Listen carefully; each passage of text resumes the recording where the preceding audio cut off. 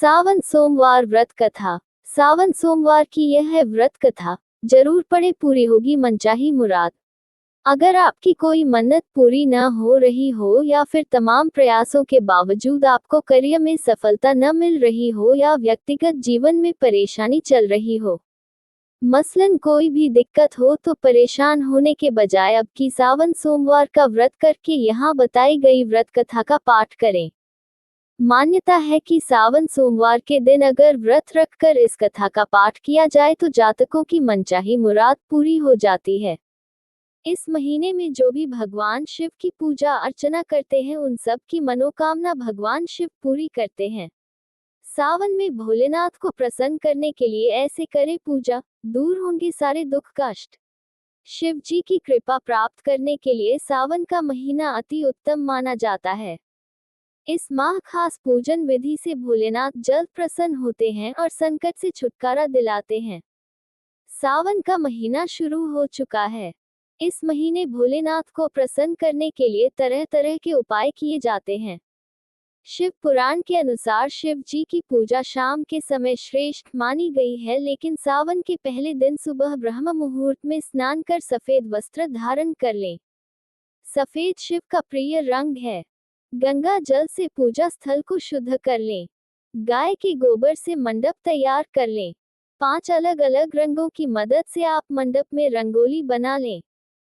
पूजा की सारी तैयारी करने के बाद आप उत्तर पूर्व दिशा में मुंह करके कुशा के आसन पर बैठ जाएं। भगवान शिव के मंत्र ओम नमः शिवाय का जाप करें और शिव को जल चढ़ाएं। भोलेनाथ का पंचामृत से अभिषेक करना शुभ होता है। उन्हें पान, सुपारी, धतूरा, शक्कर, घी, दही, शहद, सफेद चंदन, कपूर, अक्षत, पंचामृत, आक के फूल, गुलाल, अबीर, इत्र, शमी पत्र चढ़ाएं। शिव संग देवी पार्वती की भी पूजा करें। सावन में ओम नमः शिवाय मंत्र का जाप करें। सावन सोमवार व्रत की पावन कथा। एक साहूकार था जो भगवान शिव का अनन्य भक्त था। उसके पास धन धान्य किसी भी चीज की कमी नहीं थी, लेकिन उसकी कोई संतान नहीं थी और वह इसी कामना को लेकर रोज शिव जी के मंदिर जाकर दीपक जलाता था। उसके इस भक्तिभाव को देखकर एक दिन माता पार्वती ने शिव जी से कहा कि प्रभु, ये साहूकार आपका अनन्य भक्त है। इसको किसी बात का कष्ट है तो आपको उसे अवश्य दूर करना चाहिए। शिव जी बोले कि हे पार्वती, इस साहूकार के पास पुत्र नहीं है, यह इसी से दुखी रहता है। माता पार्वती कहती हैं कि हे ईश्वर, कृपा करके इसे पुत्र का वरदान दे दीजिए। तब भोलेनाथ ने कहा कि हे पार्वती, साहूकार के भाग्य में पुत्र का योग नहीं है, तो ऐसे में अगर इसे पुत्र प्राप्ति का वरदान मिल भी गया तो वह केवल 12 वर्ष की आयु तक ही जीवित रहेगा। ये सुनने के बाद भी माता पार्वती ने कहा कि हे प्रभु, आपको इस साहूकार को पुत्र का वर देना ही होगा, अन्यथा भक्त क्यों आपकी सेवा पूजा करेंगे। माता के बार बार कहने से भोलेनाथ ने साहूकार को पुत्र का वरदान दिया, लेकिन ये भी कहा कि वह केवल 12 वर्ष तक ही जीवित रहेगा। साहूकार यह सारी बातें सुन रहा था, इसलिए उसे न तो खुशी हुई और न ही दुख। वह पहले की ही तरह भोलेनाथ की पूजा अर्चना करता रहा। उधर सेठानी गर्भवती हुई और 9वें महीने उसे सुंदर से बालक की प्राप्ति हुई। परिवार में खूब हर्षोल्लास मनाया गया, लेकिन साहूकार पहले ही की तरह रहा और उसने बालक की 12 वर्ष की आयु का जिक्र किसी से भी नहीं किया।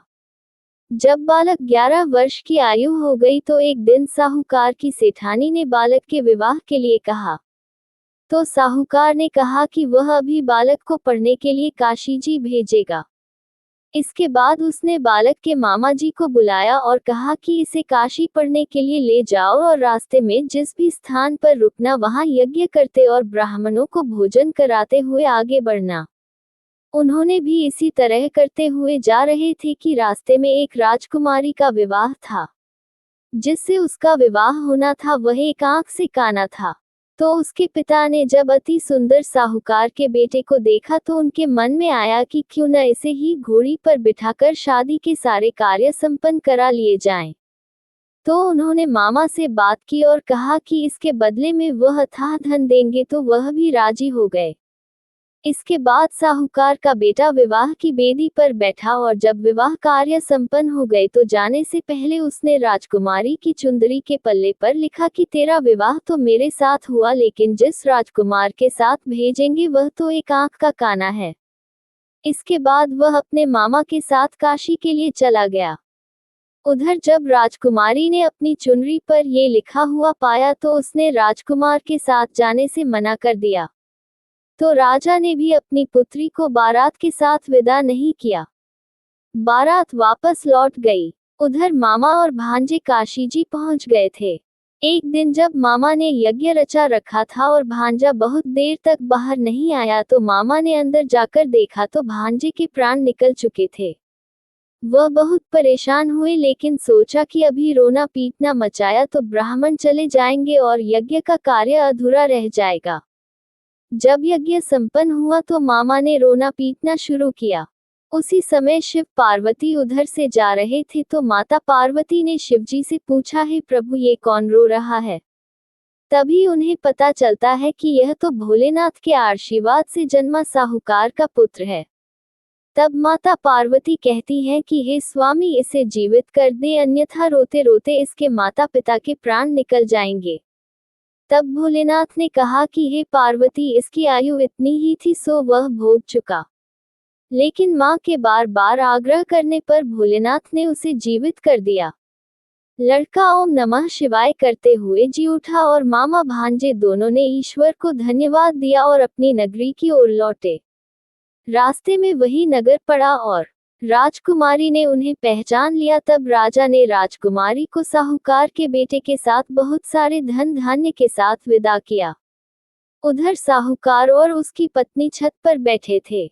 उन्होंने ये प्रण कर रखा था कि यदि उनका पुत्र सकुशल न लौटा तो वह छत से कूदकर अपने प्राण त्याग देंगे। तभी लड़के के मामा ने आकर साहूकार के बेटे और बहू के आने का समाचार सुनाया, लेकिन वे नहीं माने तो मामा ने शपथ पूर्वक कहा। तब तो दोनों को विश्वास हो गया और दोनों ने अपने बेटे बहू का स्वागत किया। उसी रात साहूकार को स्वप्न में शिवजी ने दर्शन दिया और कहा कि तुम्हारे पूजन से मैं प्रसन्न हुआ।